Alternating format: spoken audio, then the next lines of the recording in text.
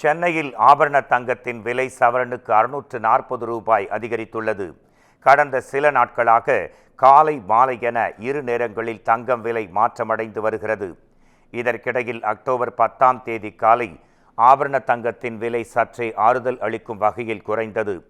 அதன்படி சவரனுக்கு 1320 ரூபாய் குறைந்து 90,080 ரூபாய்க்கு விற்பனையானது.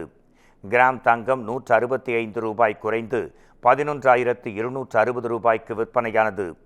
இதற்கிடையில் ஒரே நாளில் இரண்டாவது முறை தங்கத்தின் விலை மாற்றமடைந்தது.